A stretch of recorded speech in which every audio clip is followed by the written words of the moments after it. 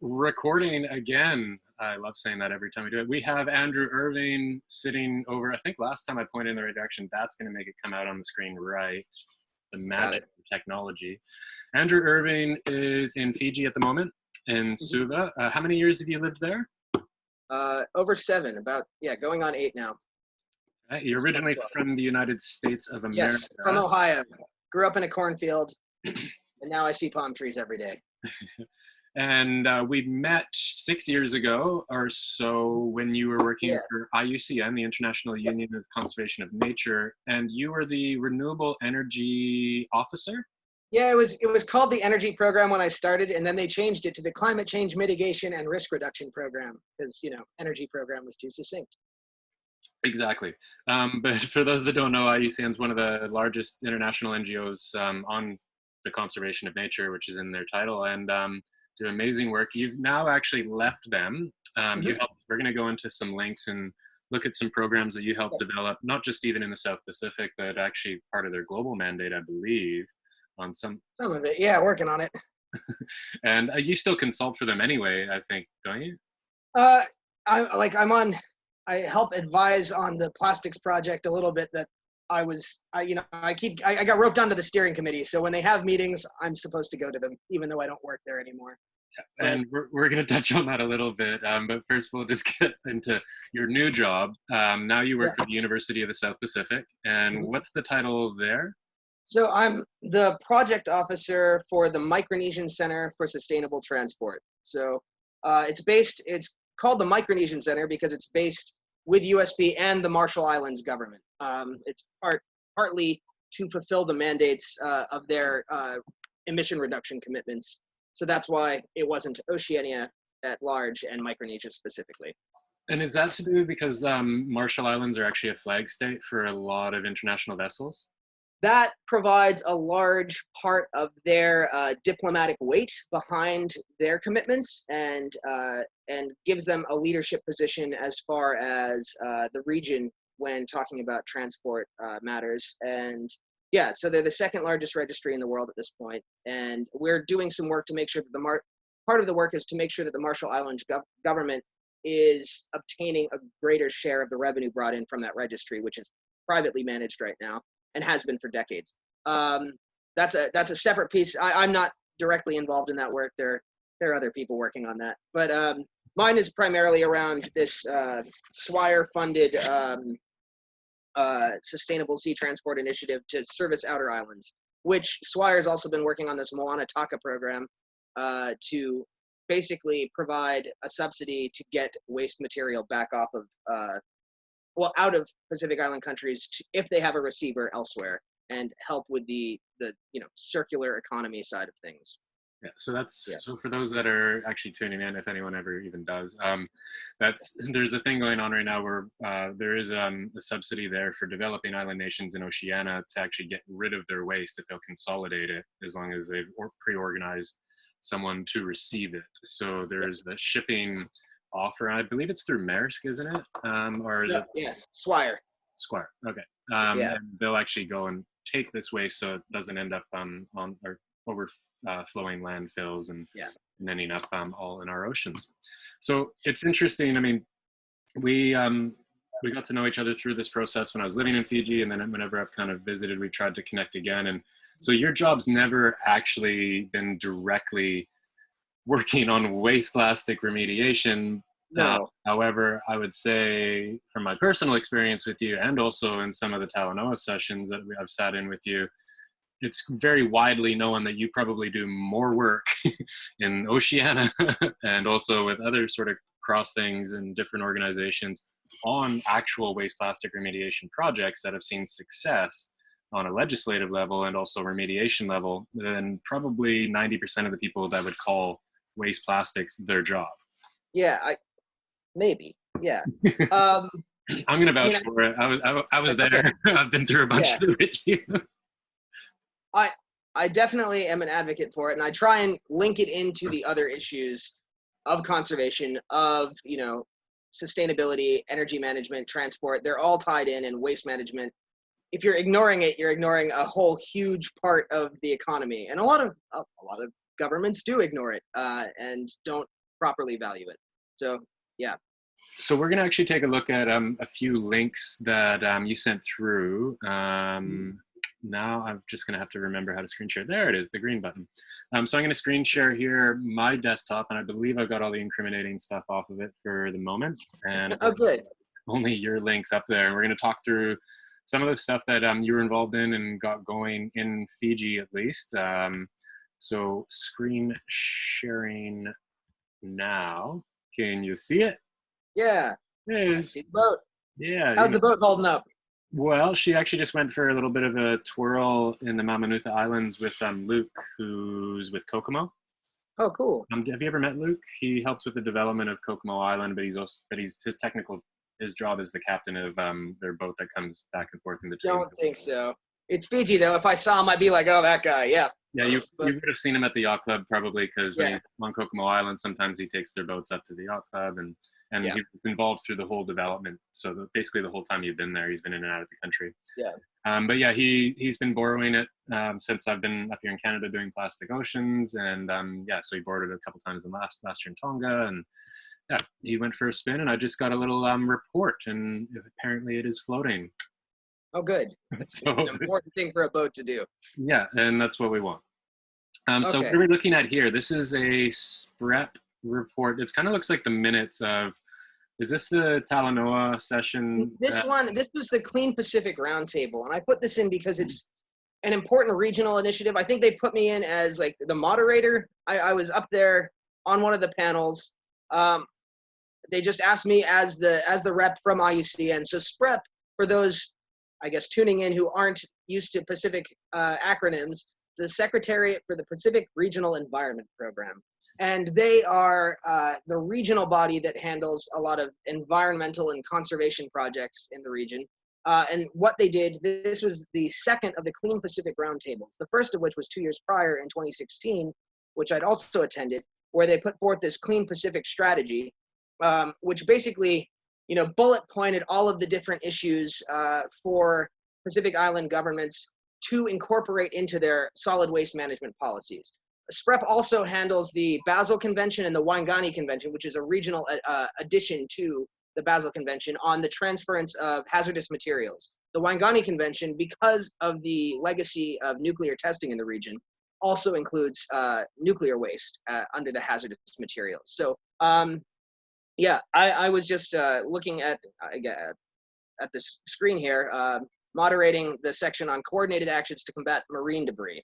So I was roped in on the steering committee for this whole project. It was a large event. People were coming in from all around the region and trying to address this at a multilateral, enforceable level. Basically, talking about the Basel Convention. Andrew's really good at these buzzwords like multilateral and cross-sector. Yeah. All of the countries involved in the UN that need to come together and agree what are the laws around managing plastic waste, because it is not properly encapsulated in there's, UNCLOS, which is the UN Convention on the Law of the Sea, and a few other, there's MARPOL, the Marine Pollution Convention under the International Maritime Organization.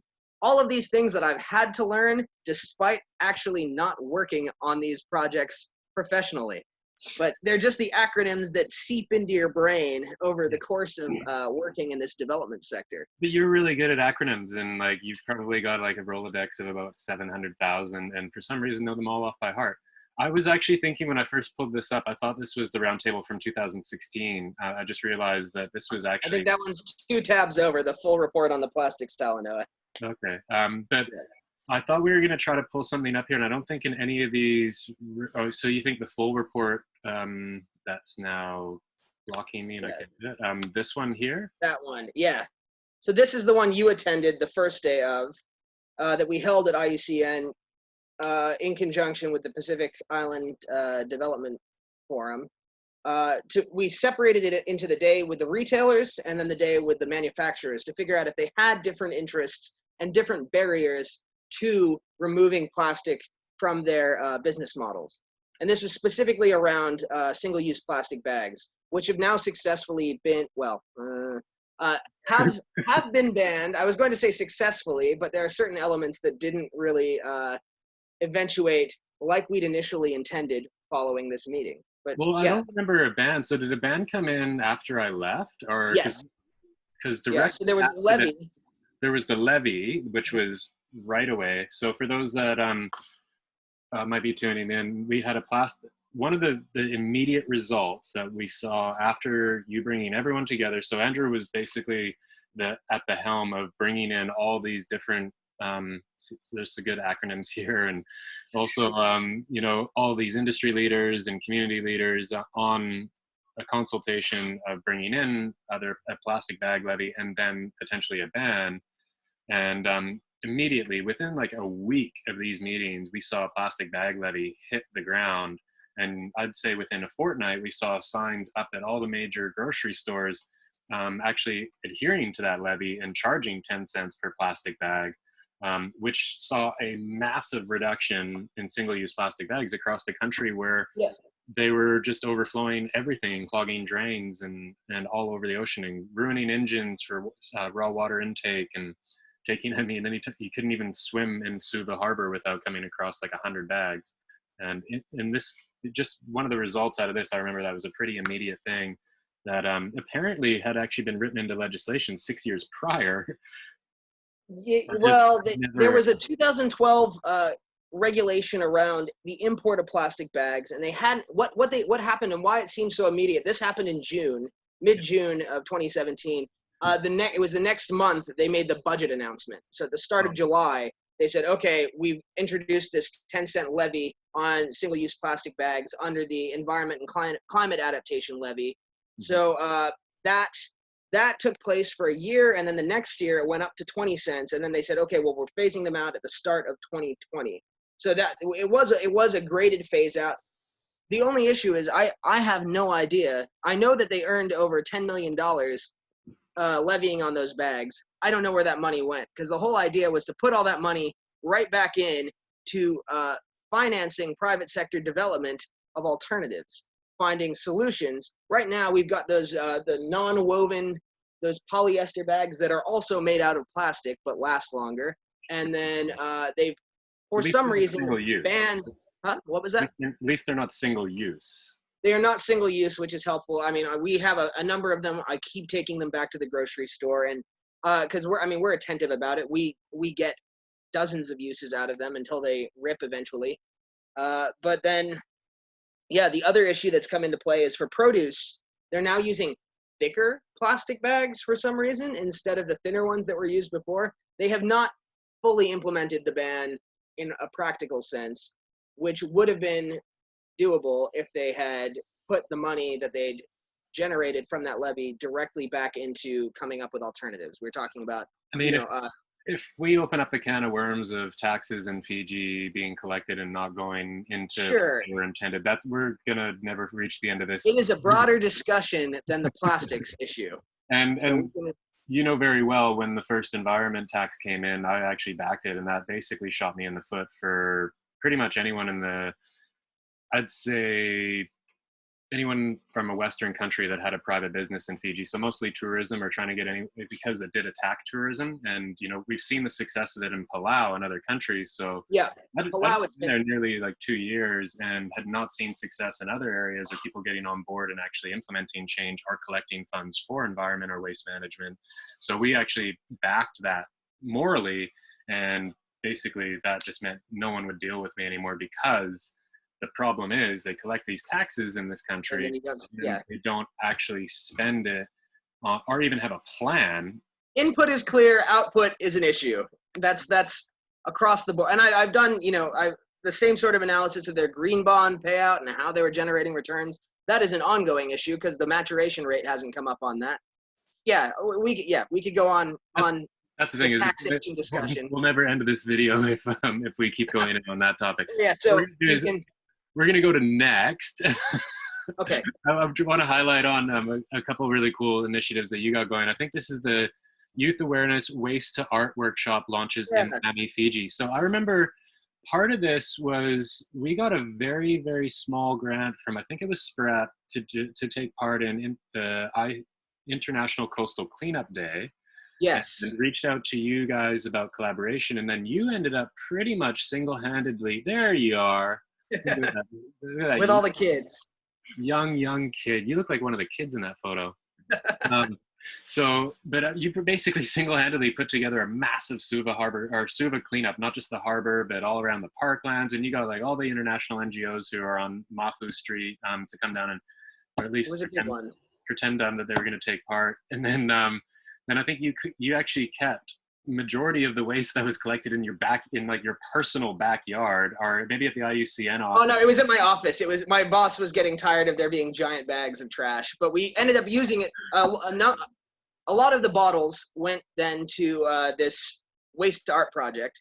So yeah, the elements of that. So the coastal cleanup, it was a big one. I think we had 10 different stations around the peninsula, from like the Fletcher Road Bridge all the way around to Lamy, the foreshore there, that Lamy Town Council was looking after. And yeah, I mean, there were hundreds of people involved. The important thing for that cleanup, though, wasn't actually the scale of it, but the fact that we did data collection, which there are regular cleanups. People will have their offices go down and clean up the foreshore, once a month.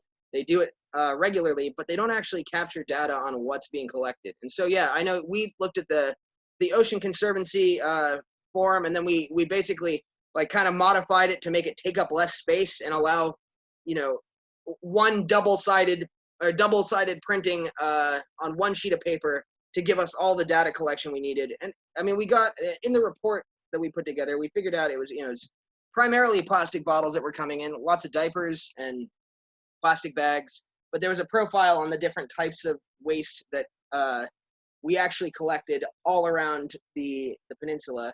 And then after that, we had this, months long process of running workshops where we brought in Warwick Marlowe, who's a local artist, and he was teaching kids how to basically to upcycle plastic products.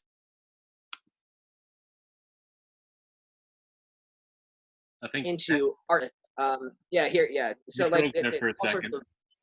But yeah, so, and going on the data thing, I remember when we first stayed there, that was part of the education program that we wrote under the funding of the Australian High Commission, is a one-page data sheet, because we were kind of following the lead of, say, Tangaroa Blue in Australia, who's one of the best marine litter data collections. And then in Canada, now that I've moved home, I've learned about the Great Canadian Shoreline Cleanup. They've got 25 years running, and they have like a really simple data system. But in Fiji, you have all these little micro cleanups going on. People are really getting engaged, but we have no data. And even no matter how much we pumped that out and tried to get anyone who was taking part to just write down what you're finding, so we have the numbers, and people like yourself who actually are employed to work or go in these offices and have these meetings, have some numbers to bring there. But yeah, it was really inspiring to see what you did with this cleanup, or not just how you even got that cleanup going after just a simple email being like, hey, we can come down to Suva and bring our plastic toil machine and kind of present the education program that we've written. But you just turned it into this like whole citywide event, and even had all the waste management trucks from Lamy Town. So for people that have never been to Fiji, Suva is the capital. Lamy Town is literally like the suburb of Suva. It's about, with no traffic, a 5-minute drive; with traffic, a 500-minute drive. That's why I bike. And most people actually paddle when there's traffic. You could paddle faster, that's true. Yeah, you can paddle faster when there's traffic. But so yeah, we got the Lamy Town waste management trucks to even come and pick everything up, to make sure, because a lot of times we see in these cleanups that are maybe microfinanced by different orgs that have never actually spent time in these countries, is they'll get bags and resources out to people and a little bit of funding to do a cleanup, and then it can't go anywhere. So they've got these bags and bags of rubbish that, you found a lot of, or had in your back office for quite a while, but all the rest of the stuff that was destined for landfill still needed to get picked up. And I just remember thinking about like how big of a feat that was. But a lot of it was gross and could not then be touched by children for the art stuff. Yeah, a lot of it had to go. Exactly. It was really cool. I will say that this was featured as well in like the Manhattan Park, wasn't it? Yeah, so I was going to say the waste to art side of it, the workshop side of it after, was actually run by my wife, because she was working with GIZ on their MacBio project. It's not a proper acronym. I couldn't tell you what it stands for. It involved marine spatial planning. But she ended up coordinating with Warwick Marlowe the actual education component, we ran it over like 6 or 8 weekends. But it was we had like a whole curriculum. You know, we were feeding the kids and showing them the, you know, the story of stuff. I don't know if you want to put a link into that at some point, but it, you know, just talking about linear consumption models and the circular economy and how to shift out of their mindsets around what waste is. Because waste doesn't go away. You don't throw anything away. It has to go somewhere. And we were trying to make sure that that foundational understanding of waste was clear to the kids before we dug into the bottles and started putting together this art. And so, yeah, that my wife coordinated the overall installation piece, which went up on the old Lammy dump site. And sadly, it went up like 3 weeks before Winston hit and ruined almost everything. So we ended up with like a few, you know, large jellyfish still hanging in the trees, but a bunch of it was just destroyed. We had this like huge reef structure that just, yeah, got blown away. So for anyone that doesn't know, Winston was Tropical Cyclone Winston, which at the time was the largest cyclone to ever make landfall in the Southern Hemisphere in history. Yeah. And I still think it holds that record for at least Southern Hemisphere. I think just the next year after the Caribbean had some major hurricanes come through, but it was devastating. Both you and I were there for that. The country was, there was areas of the country that were completely flattened. It was just matchsticks, and it was an interesting time to be in Fiji. Luckily, I mean, my setup was not too affected, and I think you and Suva were okay. Cuba really lucked out because it was supposed to track right over Nassori, and if it had come further south, the country would still be reeling from it. But, yeah. Oh yeah, the Green Business Center. Did you want to move on to that stuff? Well, I figured, yeah, because you've been so involved that the thing is, we could, once again, we'll never finish this video if we get into all the details. But and you know, this is why we've always stayed in touch. Is you're always working on every single side. You and I know that there's literally no respectful waste management systems going on in Fiji. We've both been involved in working on different sides of how to try to make that better. But you've always been like ahead of the curve with everything, and these like logos that you see here, and you've seen in other things that we've brought up. You know, Andrew really works with these huge organizations, international NGOs, United Nations, local government at the high level, and he sits in on all these meetings and consults with them on development. But you were working on the green business sustainable packaging. So for really, this is now getting into the alternatives that in the Western world, everyone's like, yeah, we need to go to these alternatives that aren't plastic. So are these locally manufactured alternatives? These ones on this page are not. These are examples of what's possible. So the big thing that PIDF and I have been working on, so the Green Packaging Steering Committee was one of the outcomes from that Talanoa that you attended. It was setting up a formal structure, and unfortunately, the issue here was that we set up the Department of Environment to chair it, and they kept fumbling it and not showing up to meetings and forgetting that they chaired the previous meeting and not taking a leadership role. You know the phrase, lead, follower, get out of the way? They wouldn't do any of the three. And so how you haven't been kicked out of Fiji yet? Because I mean, as you know, I had like a private NGO and it's very small and grassroots, but I got stopped. People just stopped asking me to come because I would ask these questions, are get out of the way style. But like you somehow just like taken over and ended up steering all these major initiatives when it's somebody else's job. But anyway, it helped. I mean, it helped in the context of IUCN. It was, you know, the Department of Environment was one of the members. We had, you know, it was kind of our mandate to provide this support. And you know, that's the other thing. What was supposed to be a two-way street. Like when the plastic bag levy went into play, Ministry of Environment would, you know, they'd send me emails like, hey, can you write some scripts for our, you know, commercials that we need to air for the public service announcements? And I was like, sure. When do you need it? They're like, can you get it to us by 4 p.m. today? And I was like, yeah, I can. It would be nice if you asked ahead of time. But that was like one of the other things that happened was they asked me for this whole national level strategy on removing plastics. And I would have sent you a link to that, but it's not up on their website at this point. It's just this concept document that's been getting circulated for the last 2 years. And that basically outlines how to finance the transition to alternatives. Yeah. And, you know, so this on this Green Packaging Steering Committee, what was that? We spoke about this quite a bit because the thing is, for those that don't know, but you and I know, there's sugarcane is a massive industry in Yeah. Fiji, and that's one of the biggest feedstocks for plastic alternatives as far as food packaging, single-use items that can be compostable and go back to the earth. So But right now it all goes in a boiler. They throw it all in a boiler in Mombasa to underperform in running a 10 megawatt generator. So all of that stuff should be getting upcycled into this sort of packaging before it then gets returned to the boiler. Because you can throw this in a boiler and generate energy the same as you can with the bagasse. They're just not getting that extra level of value out of the value chain. And that's what I've been trying to get for both, there's the bagasse, the coconut, the rice, all of that stuff has waste material. We've been talking about cassava peels at the markets. So much cassava gets sold. There's technology that can turn all of that into polylactic acid products, and it's just not happening yet. The technology transfer and the manufacturing policies and the agroforestry policies are not intersecting appropriately. And that's what I've been trying to hammer home with government for the last 2 years. But the thing is, like, you're not just one of these people that are like, you could do this and as an armchair activist and post it on social media. You actually started this conversation by saying you have the full report, the cost analysis and life cycle analysis sitting on the desk of the ministry waiting for approval or to transition and understand all of those things that take place. So once again, this is, once I started doing these interviews, I'm like, I'm going to have to get Andrew on because it's I don't, and that's the thing is there's room for more quantitative and characterization analysis. Like I have like rough figures on how much coconut waste there is produced by the National Coconut Copper Miller. But yeah, there is room for more detail that can be collected, but we've definitely got the ballpark there. And we've said, here is a clear pathway.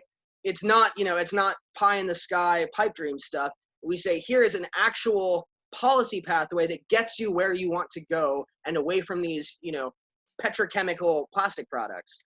And it's local green collar jobs. And the thing is, there are actually funds available. I mean, what was the Asia Development Bank commitment last year, which is something like 72 billion, or was it 700 billion to do with like different alternatives and marine litter initiatives? Yeah, I don't know what the full amount. There are billions and billions available. Not all of it available to the Pacific, but globally, yes, dozens of billions of dollars. And but the thing is, we don't need billions in the region. Yeah, I mean, the scale of it. We've got fewer than 1 million people here. When you're talking about the private sector, 10 to 20 million goes a long way in getting those systems set up. And that's co-financing. The private sector wants to invest in this. They want the wheels greased legislatively, and they want to know there is stability in the market and that the products that they bring to market aren't suddenly going to be illegal 5 or 10 years from now, that they have a forecast they can project and say, okay, if we invest this $3 million in all of the, capital equipment requirements, that it will pay off within 3 years and will continue being worthwhile for another 10 to 15 years. Because one of the big issues with drawing down and recycling, remanufacturing petrochemical plastics is if they go out of production, you have a finite window during which remanufacture of those products will be viable. Because slowly you'll see a diminishing supply that you can recover from the natural environment and, landfills. And that was a lot of the argument that we got when we were trying to work on plastic to oil. It was everyone's like, oh, but the thing is, then we're going to clean up all the plastics across Fiji, make it into a diesel alternative, and then the machine's going to be worthless. It's like, I think it would have paid for itself. Yeah, it would have paid for itself, and it would have been worthwhile for probably, I keep saying, if you did it as effectively as possible, you'd have at least a 10 to 15 year window, but you need to know that eventually you would devalue that asset and factor that in. Like those sorts of assets, and that's what a lot of people don't understand, is like, yeah, they're actually viable in the conversion process, and you will pay off the machine. But the thing is, we need to do something with this end of life plastic, that if it can get repurposed so many times, but all plastic at one stage is going to get to end of life. So if we can gasify that and turn it into a diesel alternative, and we have the demand for that still while we're transitioning internal combustion engines to electric and other areas, why don't we get rid of it so it can't go in the ocean anymore and do any more harm? When that's the end result needs to be out of solid form where it can turn into particulates that end up in the food chain. That's the main thing, is because as long as it's out there, it's going to be getting absorbed into living tissue. Exactly.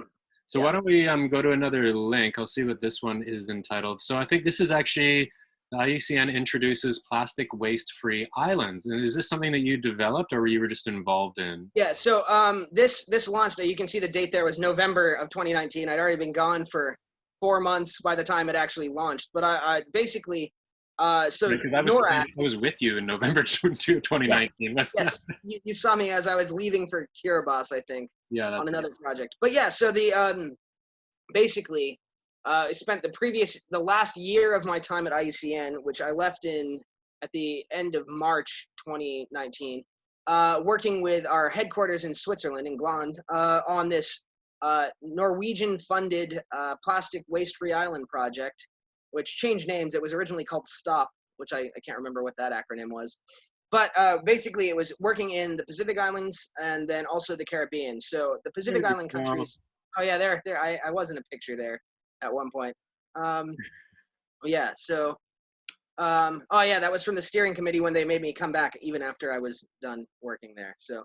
Um, yeah. So basically, what needed to happen? It was a three-year project, $3 million, 3 countries, 3 sectors, looking at the fisheries sector, tourism sector, and then waste management itself, and trying to figure out ways to basically account for the plastics footprint that companies are creating, and they're right now, that's the system that they're working with this company called Serious Business. They're one of the consultants that was partnered on this to begin with for the development of the project. And we were trying to figure out which specific countries would be most appropriate to work with. Fiji obviously was included because of the scale of its economy and the downstream impacts. The fact that it is a large exporter to Tuvalu, Nauru, Kiribati, and Samoa and Tonga. But then Samoa also has a robust domestic economy for its scale, and Vanuatu has made a huge number of commitments at the national level to removing plastic products from its product stream. Like the economy is going to be plastic free faster than pretty much anywhere else in the world. They're even tackling the issue of disposable diapers and trying to figure out which way to go with alternatives, going with compostable nappies or reusable nappies, and dealing with the issues that arise as a result of that. And But yeah, so those. Sorry. that's actually one of the coolest things I've seen, though, because right before we showed up in Fiji, we were in Vanuatu doing the same sort of program, self-funded, with the plastic to oil concept and also the closed loop apparel with PET bottles. And Vanuatu at that stage was just full hands up in the air, had no idea where to go. So everyone we talked to there was just like scratching their head. And I think it had been about 25, 26 years that they had been independent, and then got to Fiji and signed up with the Australian High Commission for that round when we started developing the education resources. And during that time, we actually watched Vanuatu rise because they are independent and they're not reliant on anyone else telling them what to do or how they can do it. They've actually, I'd say, become the leader. And if anyone wants to look this up, and maybe we'll get a couple of Vanuatu links in there, but everything that you just mentioned there, I would say Vanuatu is probably the most proactive Pacific Island nation as far as elimination, alternatives, reduction where they can on waste plastics. And I'd say that comes from because they're independent, and they might be impoverished and they've gone backwards over the last 30 years now and such, but there's some things that you're seeing that independence actually provides, and that's their resilience and their ability to make their own choices. It also depends a lot on political will and the focus of people in charge. Like in the instance of Vanuatu, it's so Ralph Regenvanu, he's one of the cabinet members. I think he's Minister of Foreign Affairs, but it's become a huge part of his push, his diplomatic approach and political identity is getting this conservation element across the board and implemented. So if you're gonna pull up links at some point, looking at what he's been to. Well, I just wanted to show this photo that I've randomly found of you. In South A from IUCN. Yeah. Another sort of like Andrew goes above and beyond. This was taken I'd already left Fiji. This is when I was working in Tonga with Vipa, with Karen Stone and her group.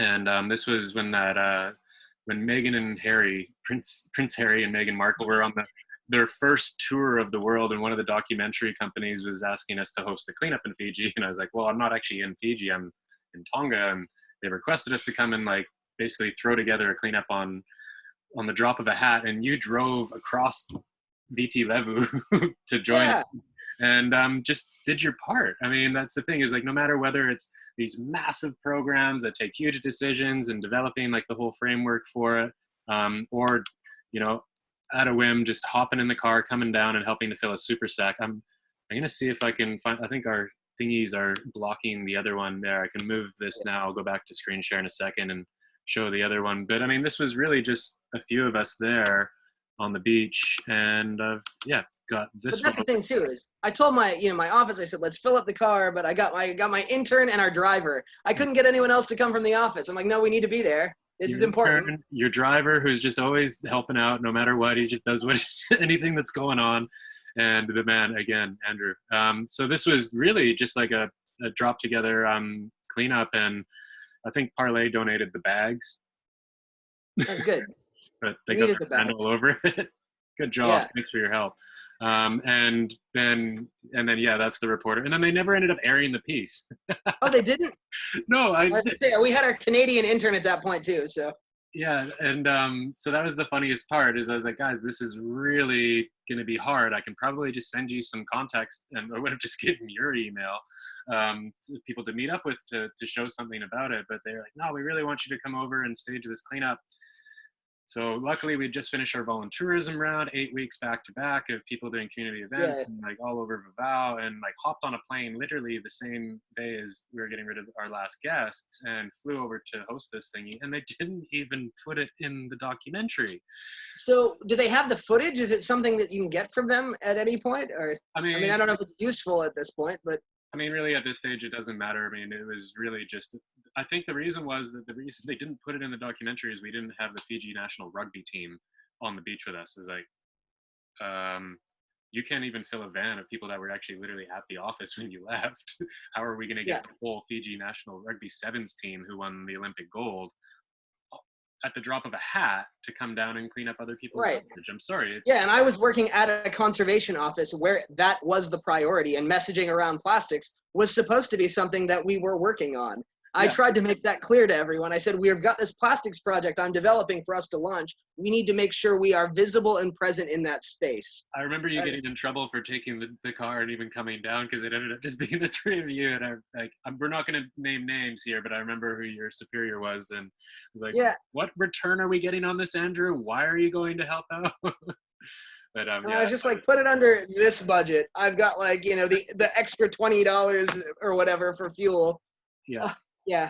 But that's the thing, is, I mean, you always go above and beyond, whether it's thinking past even whatever roundtable discussions going on. You've always, and then that ends up being something that you get to end up writing a report on, and hopefully we'll see those slowly start to take place. At least nothing like writing reports nobody reads. But it's always good to have them for reference. When somebody asks the question, you say, well, did you read the report? I already wrote it all down 2 years ago.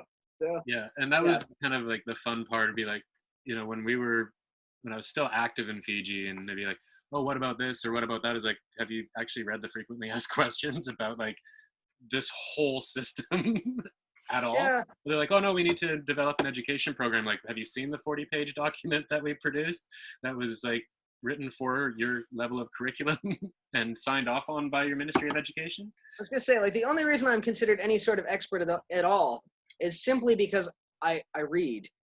I just read stuff. Most people don't read more than a 2-page executive summary, and there's plenty out there. Oh. And yeah. And that's kind of why I stopped getting invited to these conferences, is because it was all just about these reports and executive summaries. And I think you walked in at the university, Jerry, I think it was World Oceans Day, the one that was supposed to be the UN World Oceans Day massive conference, and then they moved to New York, and then they had that sort of smaller version at the university. And I asked, so there's all these reports and all these projections, but what's your plan?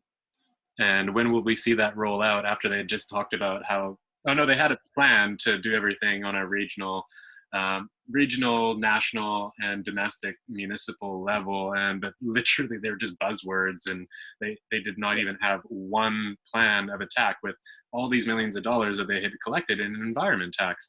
And I think, yeah, that was the last time I was invited to a conference in Fiji. But that's the thing, though, is because we have no shortage of strategies and plans. The goals and objectives are there. They just soar past them. They just don't actually implement anything. It does, like, I could talk about, was it the green growth framework? They just Yeah. they published that in, was it September 2014, and it Yeah. had a bunch of 3 to 5 year targets. I think it was 2015. 2015. Yeah. But yeah, I mean, they had a bunch of 3 to 5 year targets, and before that had even come up, they started putting together the low emission development strategy. And I said, how is this going to feed into the green growth framework and build upon all of the things that have yet to take place? And they said, that's a good question.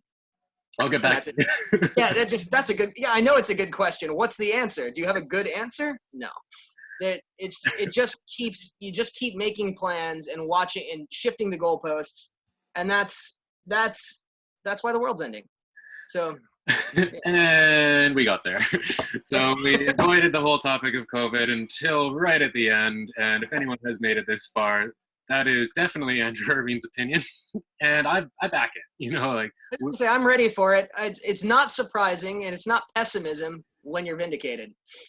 Yeah, and the thing is, I just like how you stick at it in your own. I mean, it is your job technically. I mean, it was a very different system. So back in those years, like we were proposing bringing in infrastructure and actually putting value to waste and either getting rid of it or going into second life products. And once it became very apparent that these systems were not going to get backed, or we didn't have the partners to do it, because they needed the multilateral side. I mean, I would get one side funded, but the thing is, without the collaboration of government or private sector or whatever, vice versa, they weren't going to happen. And all these other things, the education programs, the data collection, these aren't things that I came up with. As you know, I'm a boat driver by trade. The thing is, I hired people that knew how to do those things. Yeah. And we had great people. I mean, you got to meet Alice Forrest, who ended up writing the education program. My ex, Leah, who did all the graphic design on how that goes through bioaccumulation and such. We ended up producing a lot of great materials, but these are not things that I went to school for or were ever the intention, but we did all of this. Yes, major. I didn't do this.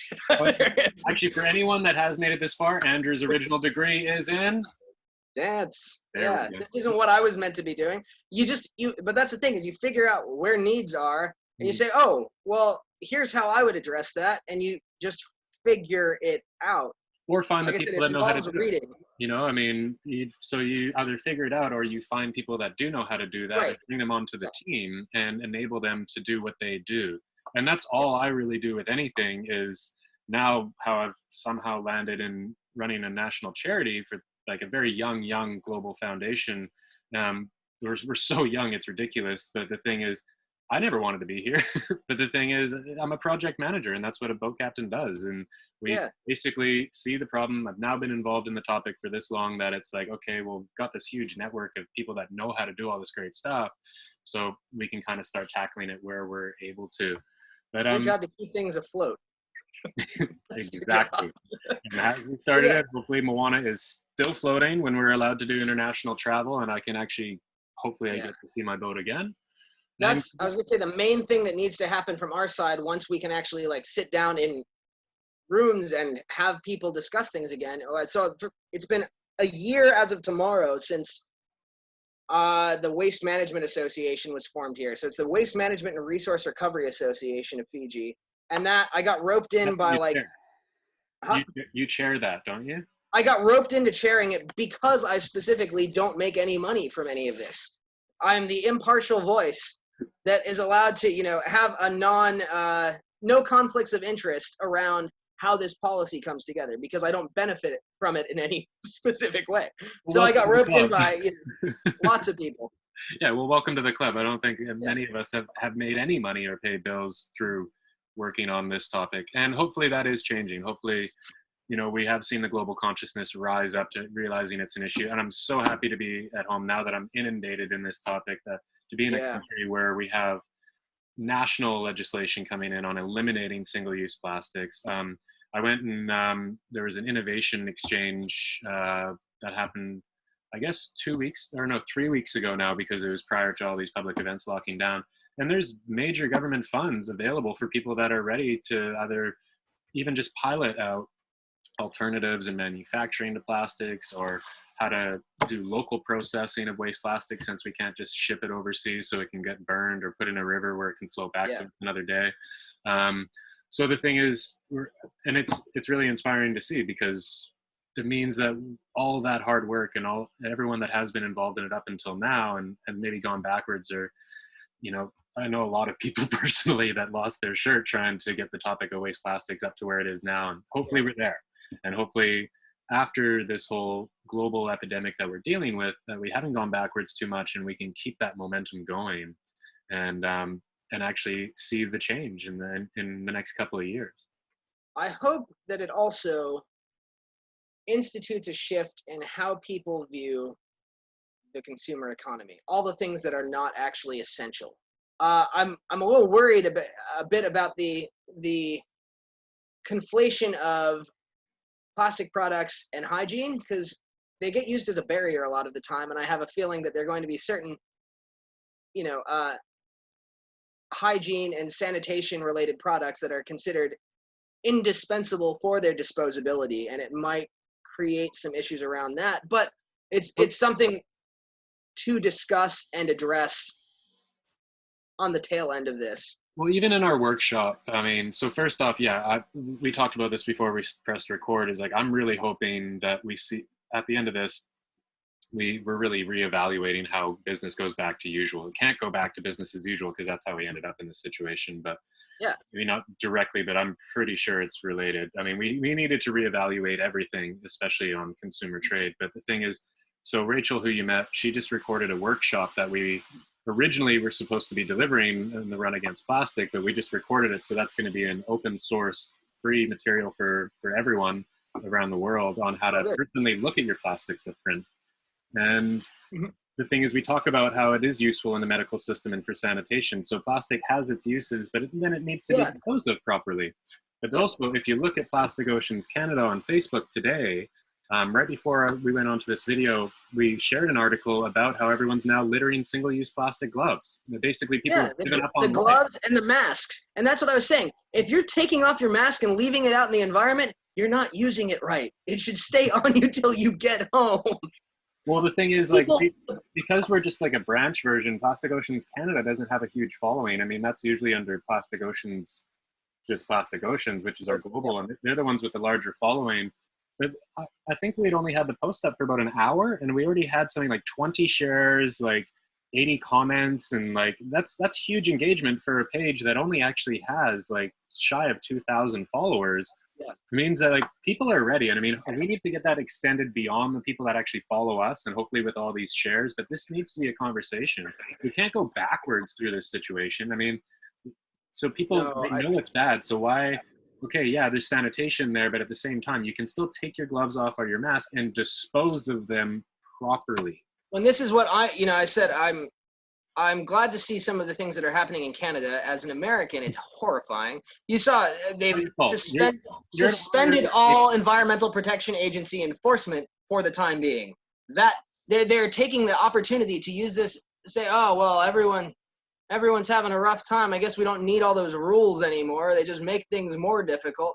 America is in the process of collapsing as a global superpower. I'm happy to say that on record. I mean, not happy. I am comfortable saying it on record. It's really depressing as someone who would like to see my country doing much more from its leadership position, which it is now abdicating.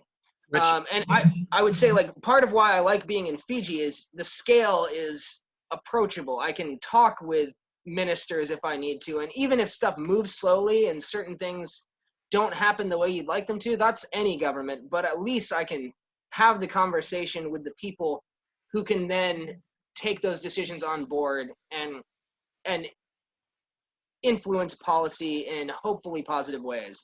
In the US, there's too much tied up in vested interests, and it is not going in good directions.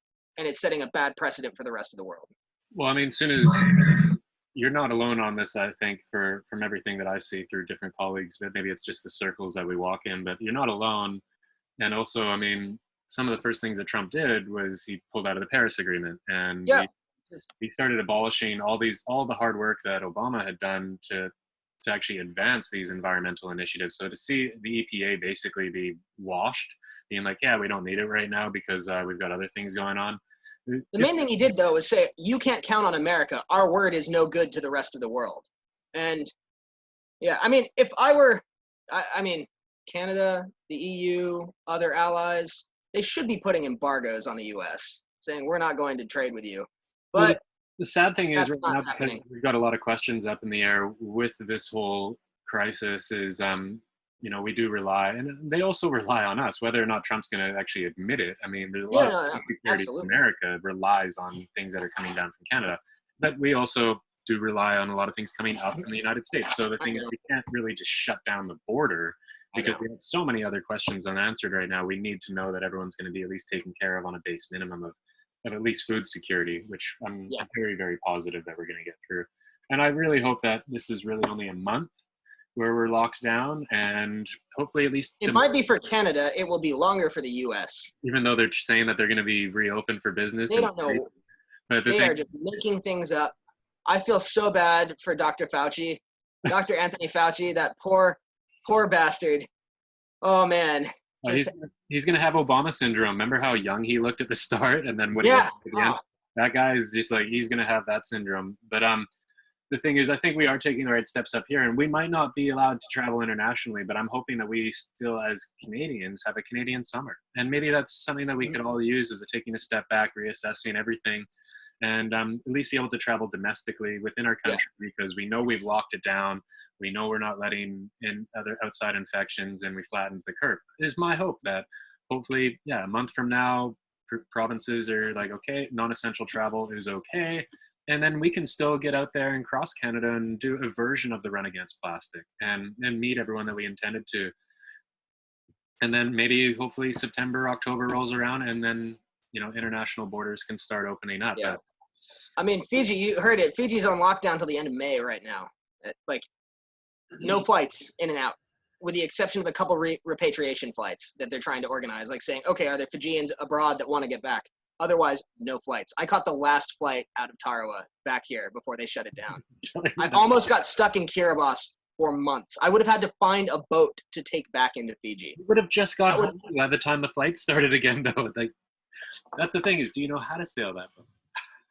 well, I would have had to jump on board one of the boats that John Rounds has up and running. That's or catch one of the Swire boats coming back across.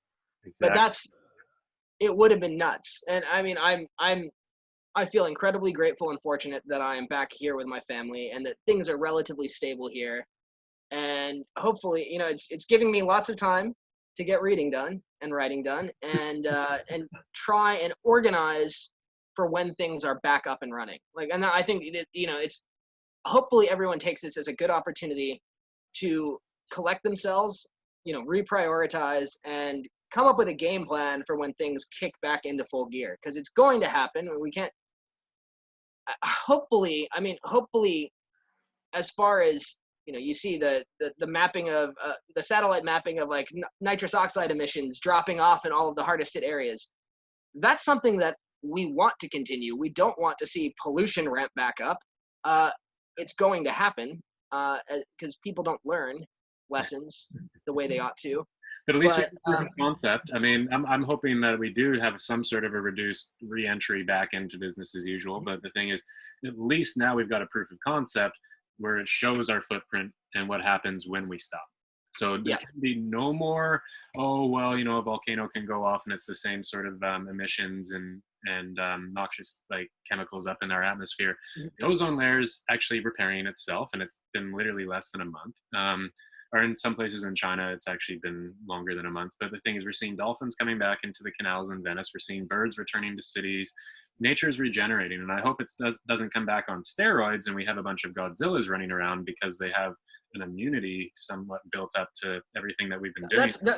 that's what's happening with boars, wild boar populations all over. They're developing all sorts of crazy immunities and wandering into cities and goring people. And that's Not going to be en masse, but it's happening. I think that we're gonna have to do a second episode of this because then we can go into our conspiracy theories and what Yeah. our future predictions. But we're gonna stop recording there. Just stay on the line. We'll get saying goodbye. Okay. We do know that you're gonna be fine in Fiji. As we discussed before, we press record. There's lots of coconuts. There's not any overfishing happening right now, so your fish stocks should be good. Between coconuts and breadfruit, I can live happily on that till I die of old age, if I need to. So And, we might as well do a little plug, and I'll put the link in there as well. But your wife has a sustainable, fresh, local fruit popsicle company. oh yes, Tasty yes, Island Fruit. Tasty Island Treats. Right now, I mean, we've still got some for sale, but we've given our two staff members a few weeks of paid leave to go spend time with their family. So we're taking a pause right now, but we've still got some we're selling through at the moment. But anyone that watches this, unless they're already been locked down in Fiji, are not going to be able to come and buy them off you anyway. So if anyone does actually make it to the end of this video, which congratulations if you did. Took an hour, yeah. And you do end up down in Fiji, look up Tasty Island Treats. You're at Vunda Markets every Saturday? Every month at Vunda Market, and then the Rock Market in Suva every month. They have those on Saturdays and Sundays once a month. But we'll also put that the link to that in the description here, because it's locally grown fruit, handmade, and sustainable packaging, probably. Yes, yeah. And just a great sort of little local family startup. Thanks again, Andrew. And stay on the line. We'll say goodbye in a sec.